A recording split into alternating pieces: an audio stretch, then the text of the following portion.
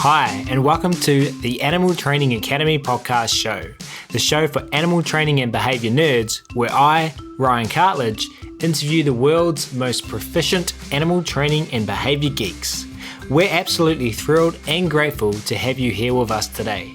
So make sure you hit that subscribe button on whatever you're listening to this on so that you don't miss a single episode. Each episode of this show is brought to you on behalf of the ATA membership. And if you like the conversations in this episode, then you're invited to continue them with like-minded behaviour nerds within the membership area, which you can find out more about at www.animaltrainingacademy.com. Once part of the ATA tribe, you'll get access to twice monthly live web classes, the back catalogue of previous web class replays, plus a huge library of videos and projects to help problem solve your training challenges. Plus, we're a sociable bunch with an exclusive private Facebook group and forum areas. It's like a Netflix social media platform for animal behaviour geeks.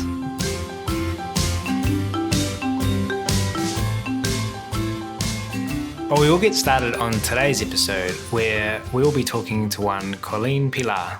Colleen has always been fascinated by dogs and people. When she was a dog trainer, her favourite part of the job wasn't teaching the dog, but improving the relationship between them and their humans.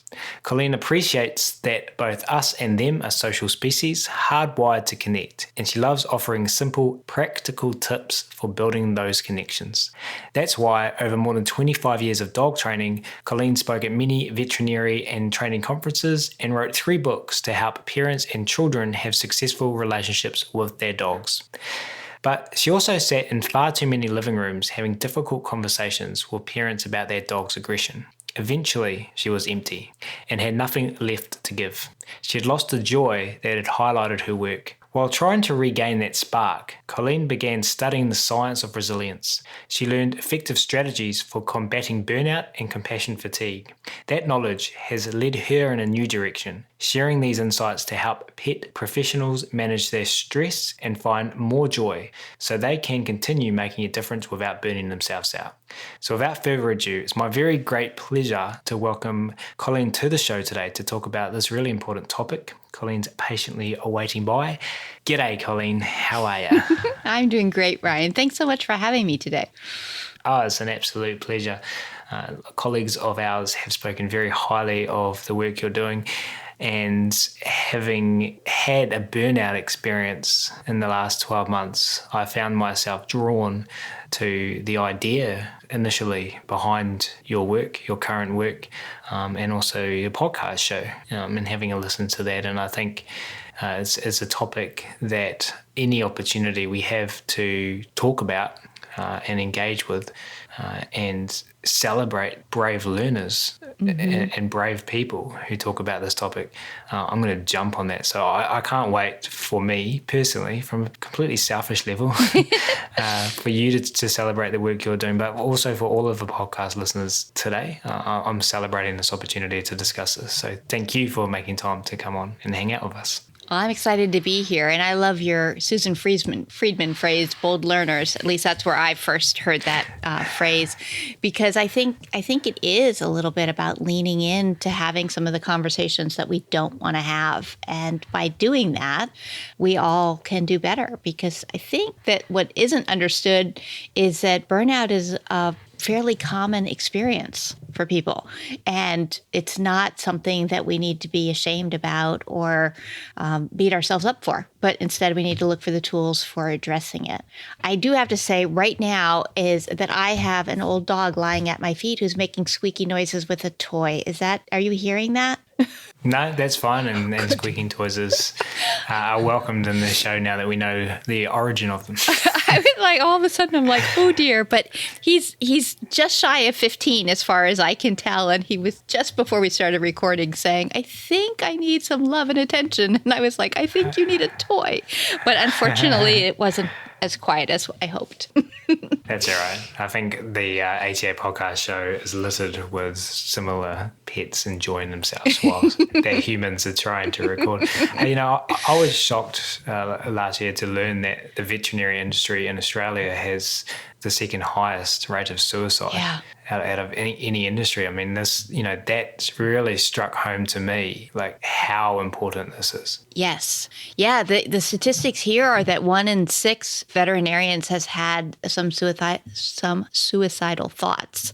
And that's crazy high. I mean, 1 in 6 people should not have that thought, even just as a passing moment. And I think it's wonderful that we're opening the conversation and we're talking about it more.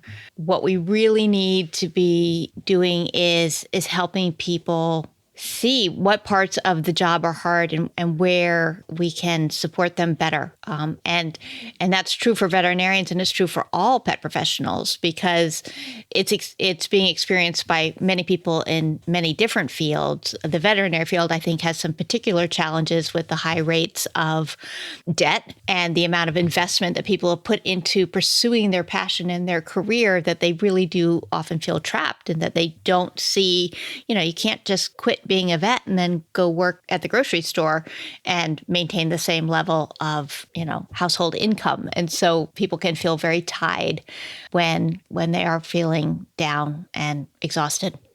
Totally. And someone else said to me last year that, that's burnout and suicidal thoughts, and another area of mental health that affects both vets, animal trainers, and those of us in caring roles is compassion fatigue. Mm-hmm.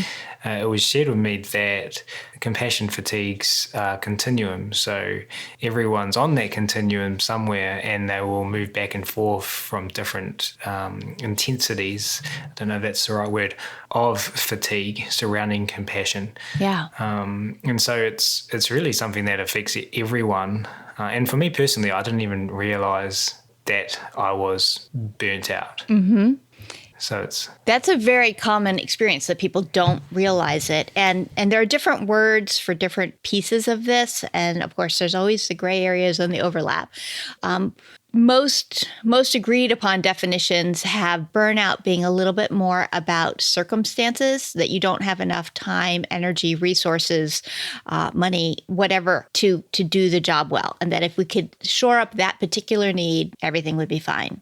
Compassion fatigue, or vicarious trauma, which it's also known as, are a little bit more about the heart, the sad stories, the exhaustion from caring for someone else and meeting others' needs. And what you'll find for most trainers and people who are into behavior is that we are awesome at observing other people and other animals and seeing what they need and providing for that. And then when asked, what do you need?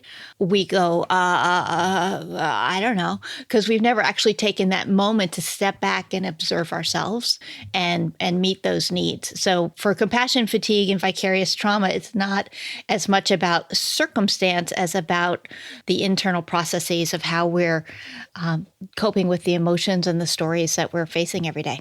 Cool. And I want to invite you now to be a brave learner for us, and take us back through your story. So we got started with animal training, and in your bio there, we shared that you got to the point where you had lost the joy, in your words, so lost the joy that had highlighted your work and you had nothing left to give. Can you run us through your career leading up to that point? And Sure. Is it okay to ask you to be a brave learner and share that Absolutely. part of your story with us? Absolutely.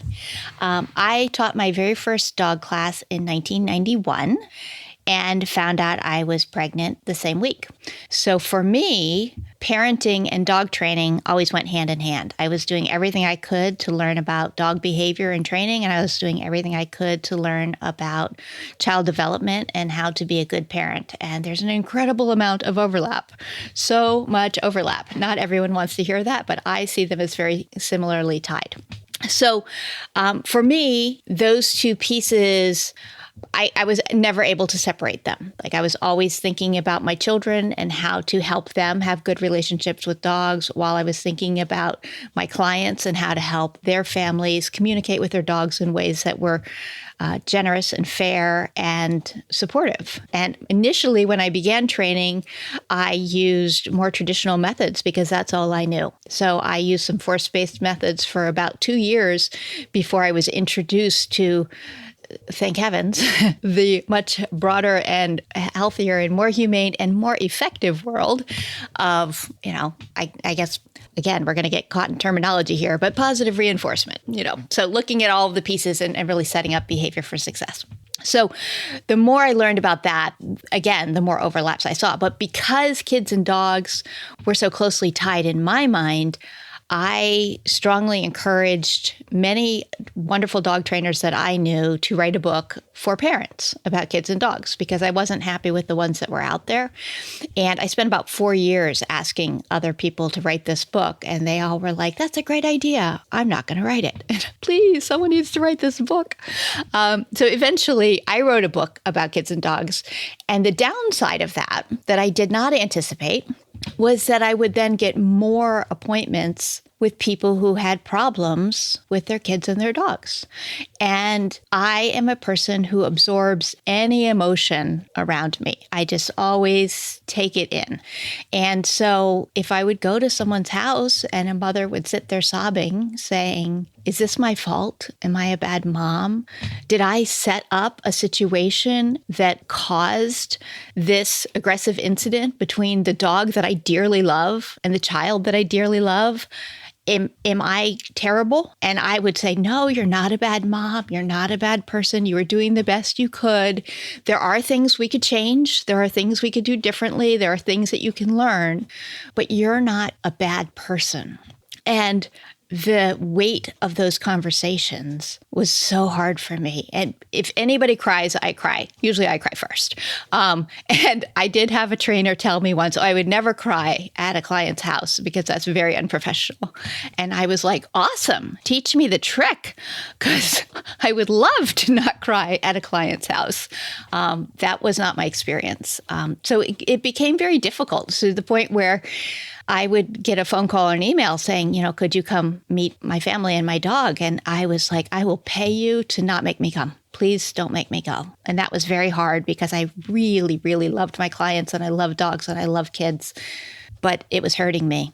And you said there that you're a person that absorbs any emotion around you. Mm-hmm. But you've also had a trainer tell you not to cry trainer tell you not to cry at a client's house. So that, thinking about the things I've already talked about today, everyone's on that continuum of compassion fatigue at some point, and vets 1-6 have thought about suicide.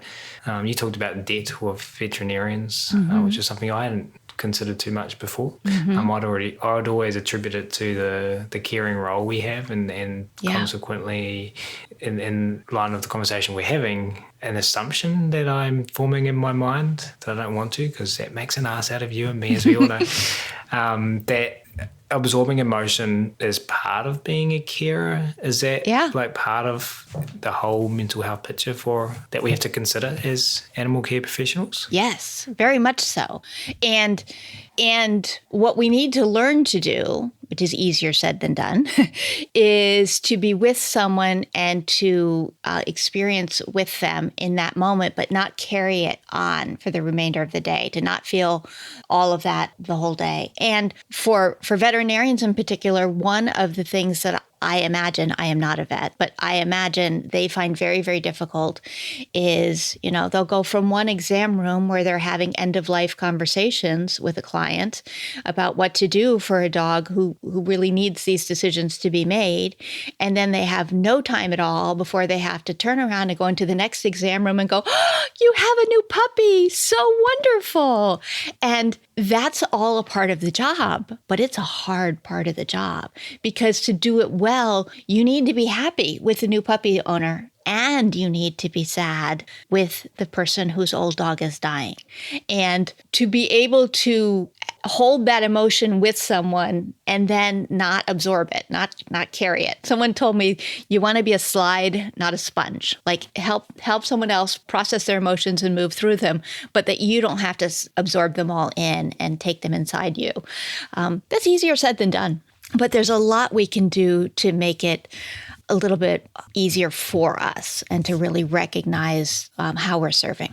Yeah, and then factor everything else you've got going on in your own life, and emotions surrounding, your relationship with your spouse, with your family, with your friends. Yeah. The fact that you're a professional dog trainer, yet your own dog spends its whole time barking at the fence, or whatever's going on for you personally.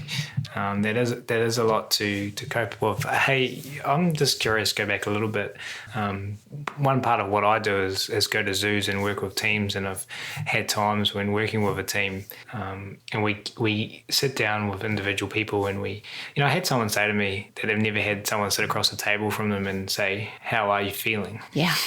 And often I've found myself in situations where I'm telling someone it's okay to cry. Like, you're crying, show me how much you care right now. And this is a safe space to do that. And I've found myself reflecting that as a society, I've been in situations where I've had that trainer that talked to you in front of me saying it's not okay. Yeah. And it's not okay from a etiquette level as our society, but also maybe from a professional level. So, but you said at that moment you were kind of like, tell me how to do that. Is that the direction? I mean, I know everyone's an individual and every case is an individual case, but should we be looking to make it like it's not okay to cry, or is it okay to cry?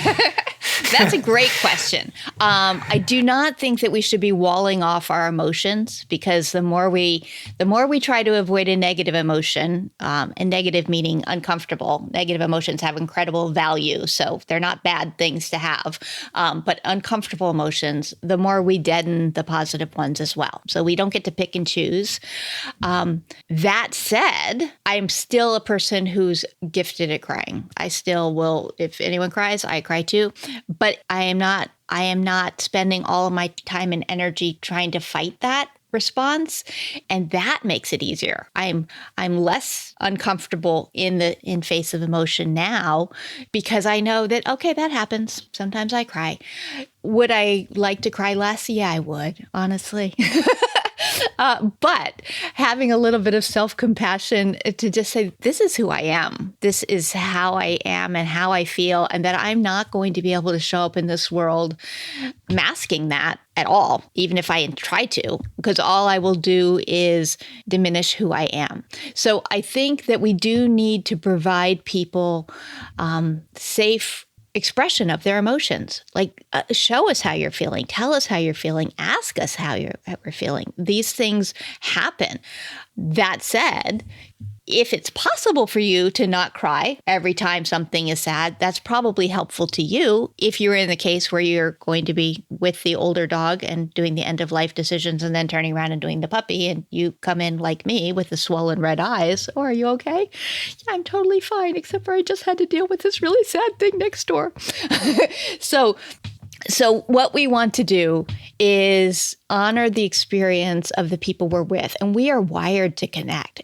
Our brains are so sensitive to one another that when we are trying not to feel something, we are distancing ourselves and creating this disconnect between the people we're with and ourselves. And the science, at least I haven't read it, the science isn't there yet to show whether we're creating a disconnect with animals that we're interacting in that case too. But I personally believe that we are. That when our energy is going toward not thinking, feeling, doing something, we're not actually in the moment and really focusing on what we should be focusing on, which is showing up and being there. So it's a little bit Zen mindfulness kind of thing, but accepting what is here in front of me. And if it's sad, there's still something good in it. And if it's happy, there's probably still something sad in it. And being open to that full range of emotion, expressing it, feeling it, and knowing that another emotion is following right on its heels. Honor the experience of the people we are with. Mm-hmm. Yes. And you said you're gifted at crying, If you ask my wife, she might say the same thing about me, because I cry at X Factor. Like, I cry at like people giving powerful performances and like going, man, I'm so proud of them. And wifey will look at me, I'll be like, shut up. Like, but even in that moment, and even me saying shut up, and even like in a joking way, I don't tell my wife to shut up. But even when I'm sitting with someone and they're crying, they are generally speaking going, sorry. Yeah. And it's like, no, it's okay. Because It's okay. we shame people for that. We shame people for crying. But what that expression was that you really were feeling, even watching X Factor, you're really watching and feeling and connecting with an experience on a deep level. And that's awesome. We shouldn't shame anyone for that. Totally. And I think for me as well, if I'm in that space, it's really important information. Like I try to use my emotions as information. My body's trying to tell me something. Yeah. To provide me information about the appropriate next responses. Yeah. So it makes sense that if you don't listen to that, your next responses might be inappropriate. I'm going with my thoughts here. I don't know if they're making sense. They are making sense. And what's interesting is humans tend to believe that we're very rational and smart and driven by, reason and logic. And we're not even a little bit. And 9 to 10 times as much information comes up from your digestive tract to your brain as goes down from your brain to the rest of your body. So our emotions typically are felt senses. We call them feelings for a reason. We feel something. And that is your body keeping you in the moment, to having an experience and being with it. And I think that we have done a terrible job in the past of teaching people to notice, name, and navigate their emotions, to really say, what am I feeling? What is this telling me? What's happening here? And what will help me in this moment? And I think as a society, we've done a particularly bad job of that with men. And that I have 3 sons, and I was very aware as they were growing up of the messages like, toughen up, boys don't cry, things like that. And they were given to my guys from all different sources. So people who loved them would tell them like, oh, you're okay. You're fine. You'll get through this. Just toughen up or, stiff upper lip. And from people who were criticizing them. What are you, a wimp? Come on, get up. And I thought that was really sad. And the more we can be conscious of what our bodies are telling us, the more we can really experience life, because, here we are. This is our turn. Let's take it. And the more we can grow from the experience and connect with the people who really matter to us. So being conscious of your body and what it's telling you is really probably one of the most powerful things we can do to have a better life. Yeah, and it kind of comes to trusting your gut. How much did you say information is coming from our digestive tract? I missed that. 9 to 10 times more information goes up from the digestive tract to the brain than goes down from the brain to the rest of the body. It's amazing how much information is going immediately up to the brain through the vagus nerve, and it's so fast. And our body is always telling us something. And things like that, trust your gut, is our language leans into the fact that we have these physical experiences. We know that. We say things like trust your gut, or even something like, gosh, I feel really scattered. And that's like a physical sensation. Like, I just can't focus, but it's a physical thing. Or, oh, he gives me the chills. Or, do you have cold feet? Well, these are all statements about physical sensations, but we understand that there are emotions and responses connected to them because your body is talking all the time. And anyone who's done any animal training at all has spent a lot of time watching body language and behavior. And so it's not, rocket science to go, oh, look, I am pretty sure that animal is feeling a little uncomfortable. And I can tell that because these are the physical movements that I'm seeing. And that's true for us too. If we can become more aware of our internal sensations and notice that little flutter in your stomach. Was it anxiety? Was it excitement? Do you know the difference? And the more we lean in and learn, the more powerful that can be for us. Yeah, I found that really powerful myself, especially when engaging in crucial conversations with others, just paying attention to the things I can actually, internally, because people can't see some of these things, heart rate, sweaty palms, to monitor my own safety and maintain the priorities, the things that we're talking about in a conversation. But we are getting off track here a little bit because I actually, you said honor the experience of the people we are with. So you found yourself in a position where your body was talking to you. Your clients were ringing you up and saying, I've got a problem, and you were like, please pay me not to come and see you. So can you walk us through what happened next? Okay. Well, I didn't really know how to deal with any of this. And one of my challenges in these experiences was that I also don't have a magic wand. And so when I would have a plan that would help people, it wasn't necessarily, 2 easy steps and then it's all fixed. It was often required time, effort, and energy. And so there was a part of me that felt like I was letting them down because I couldn't just make it go away. I couldn't come in and save the day, even though in most cases I did have a plan that with careful attention and management was going to change this behavior and make things better and safer. But when we are talking kid and dog issues, the level of management involved, if we're talking same household, is very, very high. And I am a parent. I knew what it was like. I knew the chaos of, 3 boys running around my house and then having 2 dogs. And that's 5 living beings that you're trying to manage all the time. It's not all that realistic sometimes. So that was really difficult for me. I kept showing up, but less of me showed up each time. And I was aware of that. I don't think my clients necessarily were. And to a certain extent, for a while, I don't think my coworkers were, but then I think they were too. And so I was delivering fine, but not good appointments. I was trying to help myself feel a little more comfortable and a little more safe by not caring as much. But I'm wired to care, so I always cared. And then I'd beat myself up later about it because I was like, why can't there be an easy answer for this family? Because we had amazing clients, people who absolutely loved their dogs and really wanted what was best for them. And occasionally what was best for that dog was to not be in that home. And that's a horrible conversation to have. It's a very difficult conversation to have with people who really love that dog.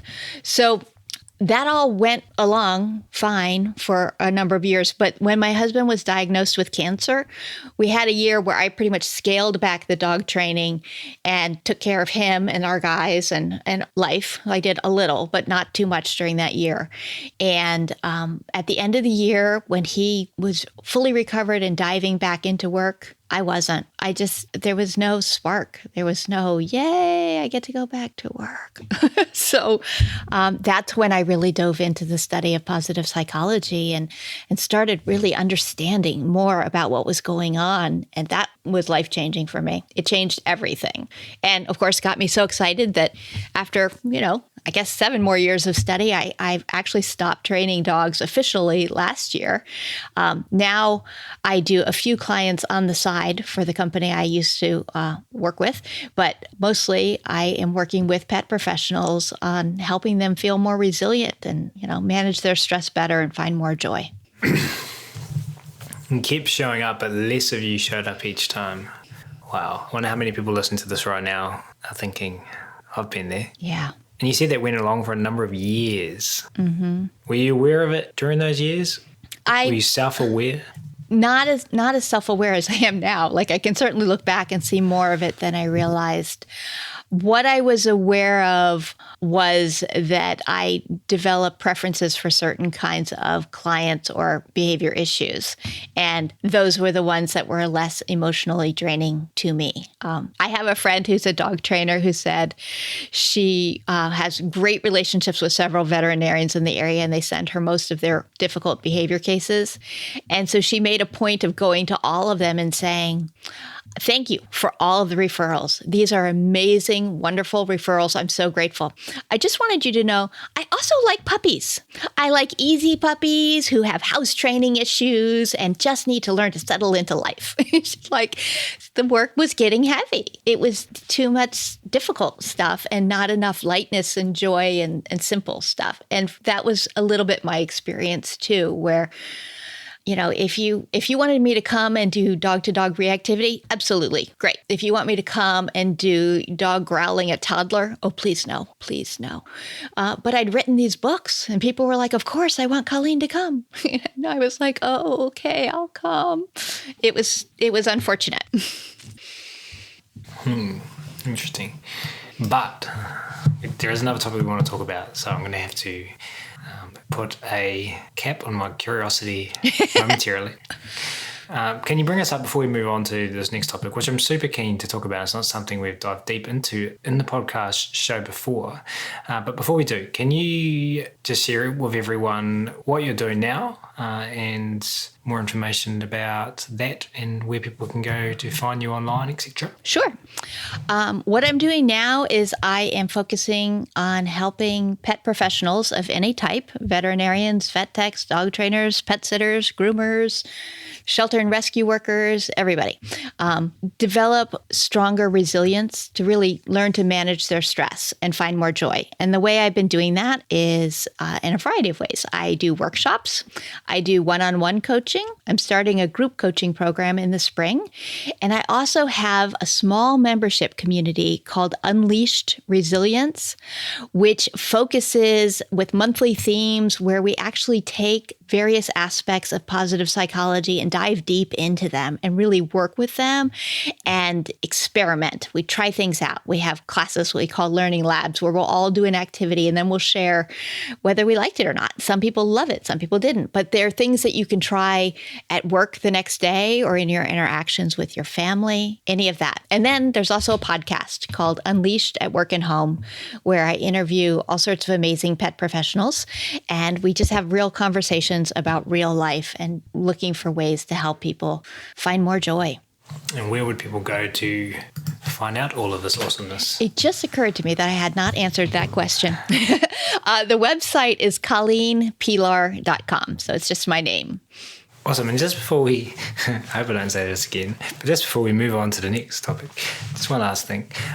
Your community that you're launching is called Unleash Resilience? Yes, Unleashed Resilience. And you've mentioned the word resilience numerous times already in this episode. Can you offer a definition of what resilience means for you? Sure. Well, people are naturally resilient, that when things happen, we bounce back, which is nice. But we have a tendency to bounce back to the level of fine, like you get back to like things are okay. And when I'm looking at resilience, I want to move north of that. I want to help people move, toward good, happy, thriving, and joyful. So really looking at recognizing that life has ups and downs. There's nobody has that magic wand. It does not exist. Every single day, there will be good stuff and bad stuff. And then there will be seasons of good stuff and bad stuff. Certainly during my husband's cancer, that was a down period for us. And there were some really wonderful moments in there too. So really learning to accept life, but also ride it and find out, what's good here and discovering how to get the best out of what is there. We are wired for a negativity bias. Our brains notice everything that is wrong and pay more attention to that than what is good. And we can work on rewiring our brains so that our brains do a better job of noticing and savoring what is good so that the good moments can become more lasting. And that's really important and powerful because we enjoy them, but then they're gone. So at the end of a day, if you saw, 8 clients and 6 were great and 1 was terrible and 1 was fine, you're probably going to spend the evening thinking about the terrible one. You're probably going to tell your family about the terrible one. You're probably going to just focus on that. Your brain is wired for that, which is a great safety thing, but it is not a recipe for happiness. So to me, resilience is about developing the skills that help us move north of neutral and to really find lasting joy. Develop the skills that help us move north of neutral. Although that's not what I'm thinking we'll call this podcast episode. I'm thinking we'll call it Colleen Pelar, Riding Life. Honor the experience of the people we are with. But that other one might be good, your definition of resilience. Hey, thank you for that. We're going to move on to the next topic now, but I do absolutely love hearing about people's behavioral odysseys. So I appreciate you sharing that. But now I want to talk about something that influences me. I feel like we've already talked about a ton of that, but more so. And I'm going to go out on a limb here and I say at some point it's influenced everyone who listens to this podcast. And that is what I'm going to label as comparingitis. Mm-hmm. Now, I don't know if that's an actual or even commonly used fake word from an Urban Dictionary, but could you talk to this idea, explain what it means, and why you think it's important we talk about comparingitis today? Sure. Comparingitis. Well, first off, your brain is really good at comparing. And again, that's a safety thing that you need to be looking at things and deciding very quickly, good, bad, right, wrong, all of that. But perhaps the best way to explain this is to talk about my first experience at a Clicker Expo. And it wasn't actually my first one, but a Clicker Expo that I went to, I was there and another trainer that I worked closely with was unable to come. So I went to a session and I came out of the session and I texted her and I said, I am the worst trainer in the history of the world. I can't do any of the things they did in that session. And then I went to the next session and I came out and I texted her and I said, hey, I'm not so bad after all. I knew most of that. I could do most of those things. Then I went to the next session and I was like, oh, nope, maybe I'm terrible. I really don't know all of these things. And of course, at Clicker Expo, there were some amazing trainers there. But I could see my mood going up and down based on how I was rating my skills against these very, very skilled professionals. And I sometimes thought I was wonderful-ish and sometimes thought I was lousy and should never be charging anyone money for my services at all.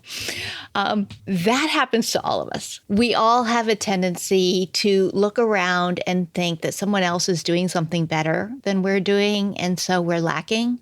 Or the flip side, that we are doing better than someone else. But if we use that piece, that's a very fragile way of getting self-esteem because it requires us to distance ourselves and say, oh, I'm better than you. That's not good either.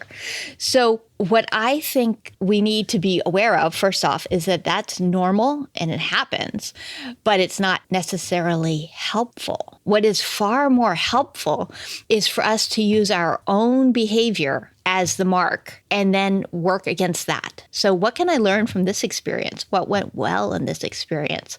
How can I grow from this experience? What was difficult about this experience? What could I use next time to make it easier? Those kinds of questions are wonderful tools because they are compassionately accepting us for where we are, but also giving us the tools to grow. And they have nothing to do with how someone else is performing. So we don't have to feel bad about ourselves because someone else is doing better, or, puff ourselves up because, oh, I'm a little bit better than you at this. So we have to use our own behavior as the marker. So comparing is something that you recommend. It's just not comparing ourselves to someone else, but comparing ourselves to ourselves. Yes, if you can do it with compassion. Because you can do it with compassion. Yeah, people tend to be very hard on themselves, and developing a strong sense of self-compassion is one of the hallmarks of people really being able to live their best lives. And I say that like it's super easy. It wasn't for me. I was very self-critical, and I still am at times. It's a very normal characteristic. And we're often raised with it. We're often raised with the idea of you should be more like this person, or you should act more like that, or these are the shoulds that we are all laboring under. This is how it should be. But developing some self-compassion to recognize that each day you show up and you try. And some days are going to be better than others. But if you showed up and you tried, and then you can learn from that and say, what can I do differently next time? Not necessarily beating yourself up if you don't succeed at that next time, but just saying there's something I can gain from this. What can I learn?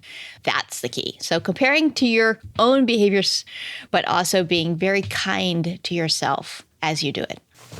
Have you read The Growth Mindset? Oh, yeah. Carol Dweck's work is amazing. Amazing.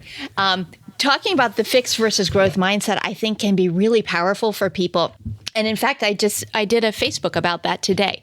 So the fixed mindset is the idea that people have set abilities and, you're naturally good at math or you're naturally athletic. And the growth mindset is that people who are good at things are good at them because they've invested time and energy into improving those, and that you are in control of your effort. So by being in control of your effort, you can improve your results. Now, there are certainly natural tendencies toward things, but if you can approach ideas with the idea of that I'm not good at math yet, that puts the power right back on you. You can do something about that. If you're not good at math yet, there's a path forward. If you're not good at math, period, well, there you are. You're just stuck. So that's the fixed mindset versus growth mindset. And I think that is the single most important piece I wish I had known when my boys were little. I really think it was a very powerful lesson that came a little late for me, because I'm not really aware that I did it to them, although perhaps I did, but I was very aware that other people praised my boys a lot for being smart. And what that resulted in was they sometimes didn't want to try new things because what if they weren't smart at that? And I thought it was sad. I watched them sit on the sidelines from some things that they might have really loved because they were afraid maybe they wouldn't be good at it. And I wish I'd known a little bit more about the growth mindset at that time. So this is wonderful that you know about it and your baby's not even here yet. Imagine how awesome that will be for you. So then, when you were sat at Clicker Expo, you might change from you saying to I'm not a good trainer because I can't do any of that to I've tried really hard up until this point in my life and I haven't developed the skills to do what that trainer did yet. Mm-hmm. That would be it. That would be it. Yeah. And so what can I learn from this experience? What can I learn from this trainer or this thing? And actually the most recent Clicker Expo that I went to, I went to all sorts of sessions that weren't the ones that would have typically interested me in the past. And it was fascinating just to go at it from that perspective of like, oh, there's something here. And if you could just take one idea away, I don't need to learn everything this person's sharing. I need to do one idea that will move me forward a little bit and become something that's natural and easy for me to do. It's really powerful. It's a powerful way. But if we spend all of our time going, I can't do any of the things that trainer can do, well, you never will be able to either, unless you start somewhere and dive in. Thank you for that gift. I read the growth mindset, what are we, 2020, 2015 maybe? Mm-hmm. Changed my life, but I haven't thought about just adding a word yet. What a simple gift you've given us today, me personally, and hopefully everyone listening to the show as well. Another thing you said there is, so let's reflect on that then, as because that's just one word, 3 letters, one word can potentially have the power to change a listener of this show's life. Absolutely. And so I'm a pretty big advocate. We're doing for the baby that you mentioned that we have coming due in about 4 or 5 weeks. Mm-hmm. We're doing hypnobirthing. So we have positive affirmations about the birthing experience stuck all around our house at the moment. So I'm feeling like a very strong, confident woman that can give, I'm reading them too as I'm walking around the house. But one example there is, rather than saying contractions, my wife has wanted to use the word surges. To use vocabulary to change how she feels about something. Yeah. Now, another word, so yet might be an example of, that's not an example of what I'm talking about, but one word you injected into the conversation earlier was the word should. Mm-hmm. Now, should's a word that I've worked hard to remove from my vocabulary as much as possible.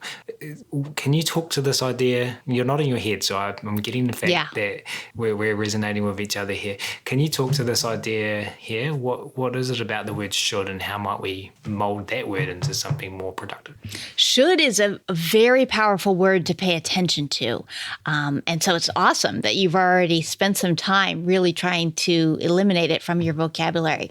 When we say should about our own behavior, it almost always indicates that there is a behavior that we don't want to do, but we believe other people want us to do. So I should whatever. I should mow the grass on the weekend. I should make homemade cupcakes for the school picnic. I should go visit, the most annoying neighbor on the block because she's lonely. It indicates that we're not feeling an urge on our own, but we're feeling some pressure from others to do it. If it's something that we're going to do, so I should go visit the most cranky neighbor on the block because she's lonely. If we flip that and say, I'm choosing to go visit the most lonely neighbor on the block because she's lonely, that changes everything internally. It changes within our body. But we can also say, I'm choosing not to make homemade cupcakes for the school picnic. I choose not to. And there might be some people who think that I should, but I'm choosing not to. And that takes the power back. So when we can think about them in terms of what it is that we actually want and honor our true feelings about them and act within our integrity. So you're going to obviously behave in a way that feels right to you. But sometimes that means you're going to have some of these difficult conversations. Like you were talking about the crucial conversations. Occasionally we need to say, it is a priority to me to spend time doing this other thing. And that means I'm not going to do the thing that you'd like me to do. And I know you think I should do it, but for these reasons, I'm choosing not to. And if we can lean in and be willing to wade into some of the conversations that feel a little uncomfortable, we can be stronger in our own choices, but also feel less pressure from everyone else with all the shoulds that seem to surround us everywhere. Awesome. Thanks for sharing that. Another word I changed in my vocabulary is exhausted. Mm-hmm. And I changed it to pooped. Mm-hmm. And I found that people laugh when I say that. It kind of completely changes the way you feel about the same sensation. Yeah. Are there any other words that you've found have helped you reframe some experiences in your life? That's a really good question. I have to think about that one. It ties back to you saying about your wife saying surges versus contractions. I think language is very powerful. And the more conscious we can be about it, the more helpful it is for us. And I'm sure I do it all the time. An example is not coming to me at the moment. A little silly one that did just pop in my head was I called my dog's crate his house because I felt like it had a different connotation. And so it would be like house, and off he'd run into his house. I never felt like we were confining him. He was just going to his house. That's a simple thing. Does it matter to the dog? No. Does it matter to me? Yeah, it did. So having exhausted versus pooped changed how you felt about it, but also changed how other people responded. And that's a really powerful thing about language, is that words do have connotations that go far beyond their meanings. And so having some words that are a little bit more fun or a little bit lighter to convey things is helpful. And I don't have a good example, though, of one at the moment. I'm thinking about, yesterday, actually, I was just thinking about this. Me and my wife were talking about unpleasant experiences she's had and how that's created aversion to a specific area where that event occurred, which aligns what we know about using aversives in training. And then thinking about conditioned emotional responses to things when we're using classical conditioning, desensitization. I had a really unpleasant experience with Vodafone, the company, and it was very challenging for me. They were treating me poorly. They were treating other people poorly. I just went past Vodafone store yesterday and I went, and my wife didn't really notice, and I went, Vodafone. And she's like, what? What's that got to do with anything? And literally just seeing the word caused my internal state to change. Exactly. So, and being aware of that, like knowing it, and catching it. And if we look at it from the perspective of your wife, if you hadn't said that out loud, if you hadn't said Vodafone, ugh, she wouldn't have known that you had that physical change, but you still would have had it. So the next thing she said to you could have just been light and sunny, and you might have been not light or sunny because you were in this like, people, sometimes they make me crazy. And she wouldn't know where that came from because our bodies are responding all the time, super fast to information around us, and emotion drives behavior. Yeah, it's funny. We act, or we try to wind each other up. We try to one up as a game, to one up each other and just like banter back and forth. And sometimes she'll just turn to me and go, Vodafone. Exactly. And we're like, oh. It's nice to have someone that knows your buttons so well. But it is. Another thing you mentioned earlier is questions. So what went well in this experience? What can I use next time to make it easier? I read a saying from someone called Anthony Robbins years and years ago where he said quality questions equal a quality life. Yeah. And it's a big part of me changing my internal experience of life is making sure that I'm asking myself the right questions, because sometimes you can say things like, why did that happen to me? Yeah. Why am I not getting this? But by just asking a different question, it produces different answers in your brain. Your examples there were really good, because the single best tip I can give people on quality questions is to have open-ended questions that start with what or how. And when you used your examples of ones that were ineffective, they were both why questions. And why questions often create sort of resistance and negativity, especially if we ask them to another person, but even to ourselves. But like if you were to say to your wife, why do you do that? That's a very different question than how does that help you, So that question gives you answers, like how that helps, as opposed to why do you do that, which is perhaps looking for the same answer, but comes out with because I like to, like more of a defensive response.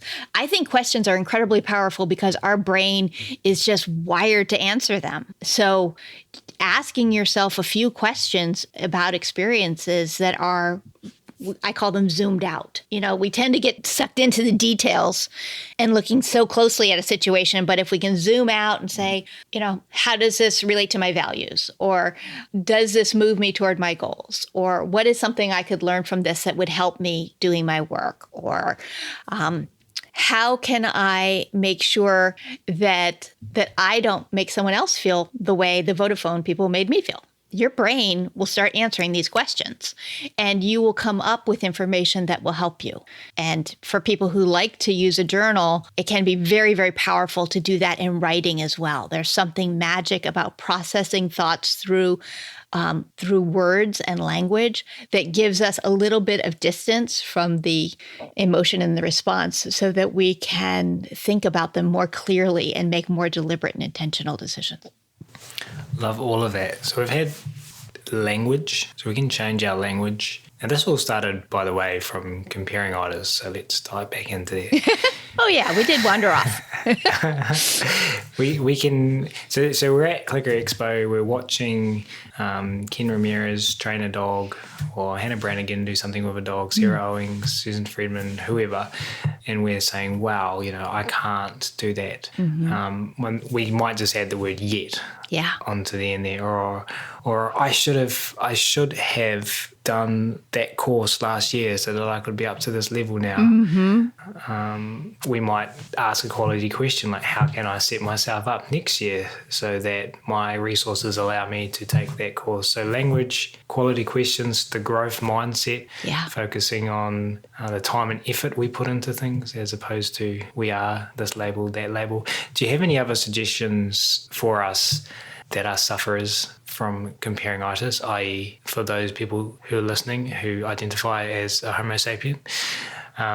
Do you have any other suggestions for us to help us deal with comparingitis?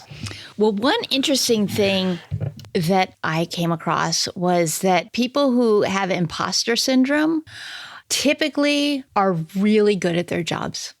So it implies a level of skill that you know that you could be better, but you're really actually pretty good. The people who aren't all that good don't typically have imposter syndrome because they don't really even see the whole ladder. They don't see everything that could be. So if you have this moment of comparingitis, and if you have the imposter syndrome, it probably means you care about doing a great job. And because you care about doing a great job, you probably are doing a great job. So you don't have to be Ken Ramirez to help the world. We're all grateful Ken Ramirez is doing the Ken Ramirez job, and he's doing it very well. So your job is to do you and do you the best you can. And to do that, it doesn't help to try to be like Ken or Sarah Owens or Kathy Sadeo or Susan Friedman. Like when you get yourself stuck into, I wish I was more like Hannah Brannigan, then you're suppressing all the things that are magic about you. And there is magic in you. There is in every single person. There's something unique and special and interesting.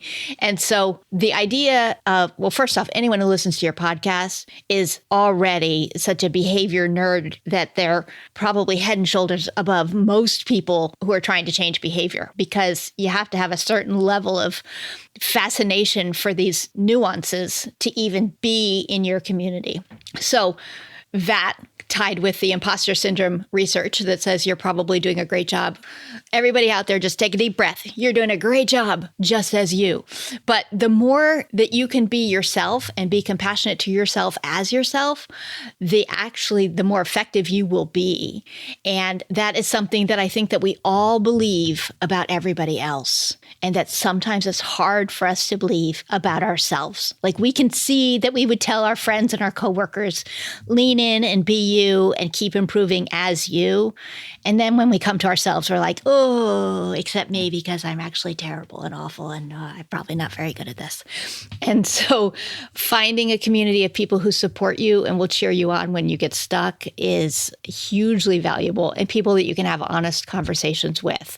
Because if you're hiding how you're thinking and feeling, you're not going to grow. You just need to be willing to be the brave learner and dive in. So one thing that's helped me with what you just said there is that a saying, I can't remember who said this, so I can't give credit where it's due, but maybe it was Susan. People are just the same as us with different experiences. Mm-hmm. And I found myself that I used to, at one point in my life when I was younger, place people on pedestals. Now, when I say place people on pedestals, I mean like literally in my mind's eye, have them on a pedestal that was above me and I was looking up to them. Mm-hmm. It actually helped me to kind of change that visualization to we're all standing on the same flat ground. Yeah. Because they are just the same as us with different experiences.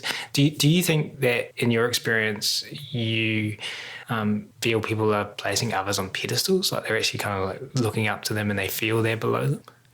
I do see that with some people. Yes, I think that happens a lot. But I also think, and of all the people I've known who've been put on a pedestal, none of them really want to be there. So there is that. Like they really are just people who want to just be people. But I think it is a natural tendency to compare ourselves to others. And of course, you're always comparing your insides against their outsides. So they don't show everything about their lives to you, and you are judging based on what you're perceiving in this limited view of their life, of what their life is like. And until you really, really know someone, you don't really know everything that's going on with them. And someone told me years ago that if everybody took all of their problems and threw them on a table and you could like look around and pick one, you would take your own back. Like just across the board, you'd be like, oh, I don't know. I don't think I would know how to deal with that, or I don't think I'd know how to deal with this. And we tend not to even see other people's problems at times. We tend to think that they have easy lives and everything just works for them because the one area that we see them in is an area where they're being asked to demonstrate their advanced skills. And so we all have good stuff and we all have bad stuff, and we're all just people and we're all just trying to do our best we can. But it does not help you do better to judge yourself harshly for not being like someone else or as good as someone else. And so earlier you said doing some of the activities and thinking about and integrating some of the strategies we talked about today helps you act within your own integrity. Yes. Can you unpack that for us a little bit? Sure. So, like with one of my coaching clients, she says that she really values family and honesty. Like these are two things that are extremely important to her. And so when she finds herself in a difficult situation and she has to decide, what am I going to do here? She can use that. She can say, well, if I'm being completely honest, kind, but honest, what would I need to share with this person? What would I need to tell them?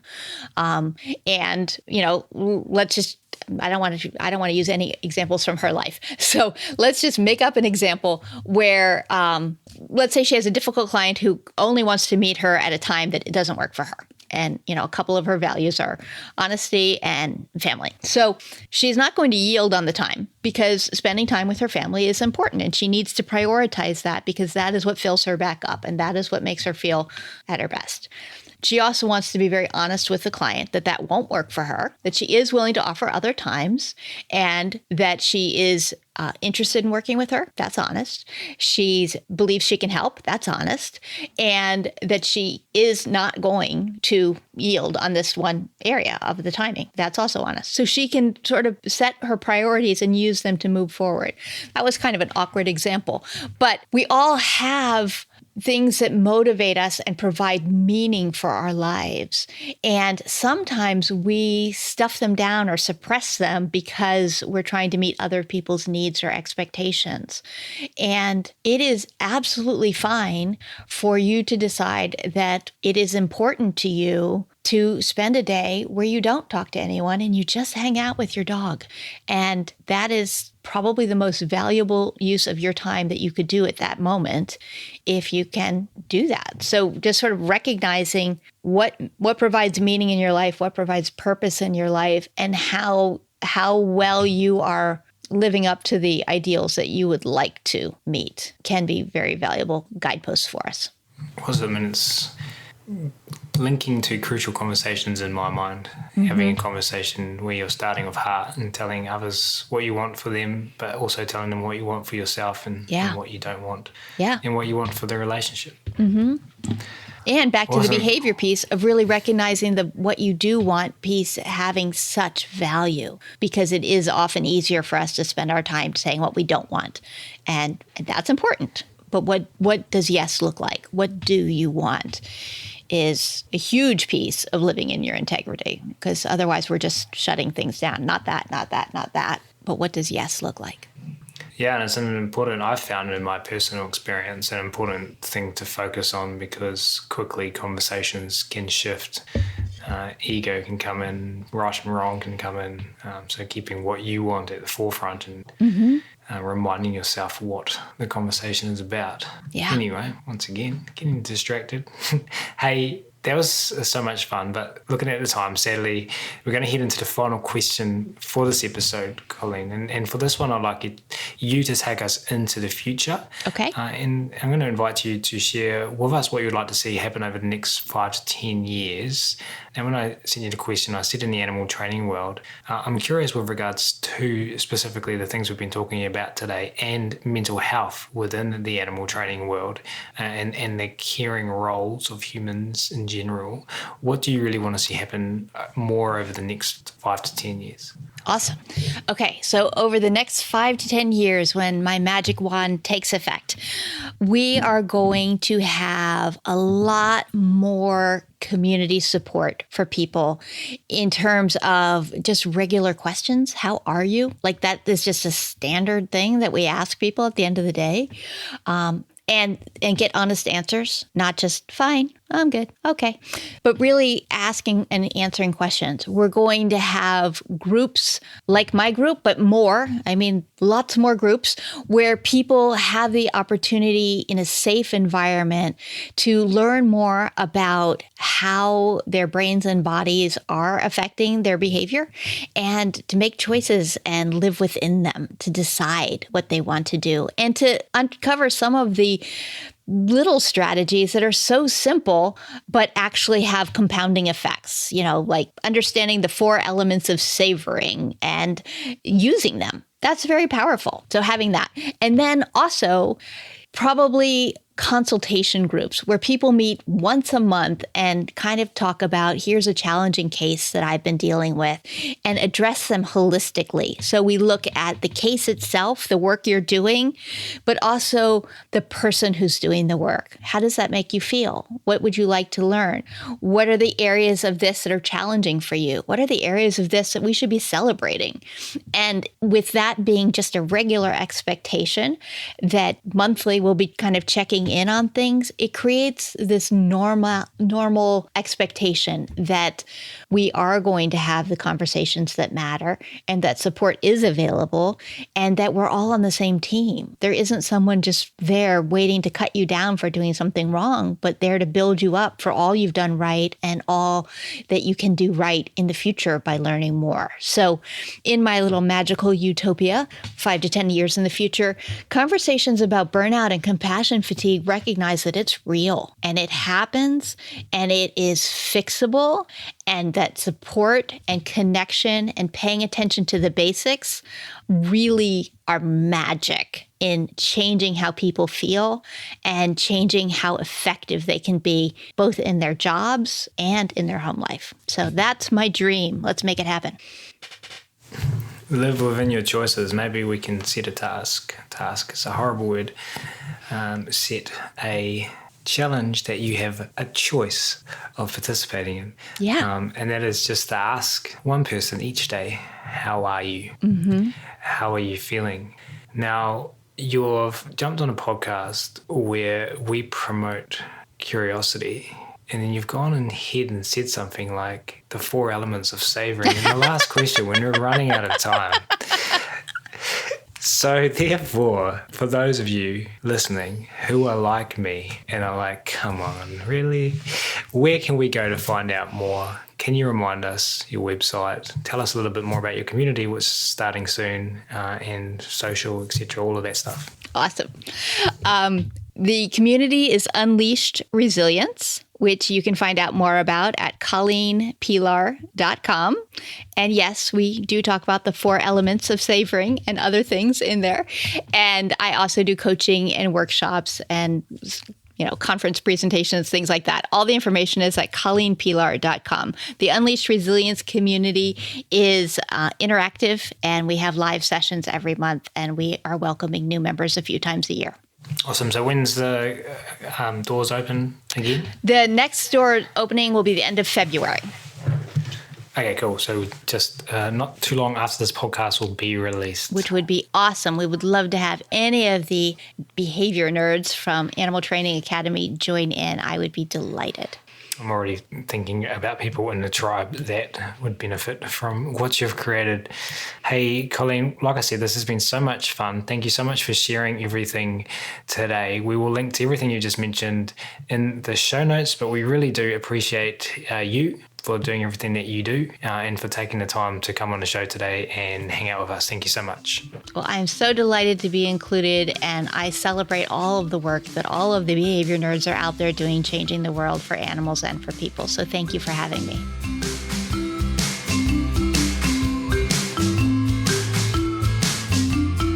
We do, of course, really appreciate all of you tuning in today as well.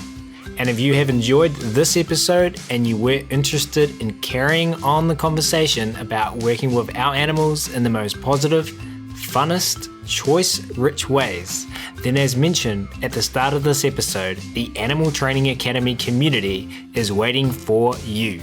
Head on over to www.animaltrainingacademy.com and click on the membership button in the main menu to learn more about what members are describing as the Netflix social media platform for behavior geeks. There's something there for absolutely everyone, and we're looking forward to having you join the tribe. That's it for this episode though. We're going to wrap it up there. Thanks again so much everyone for listening. You'll hear from us again soon.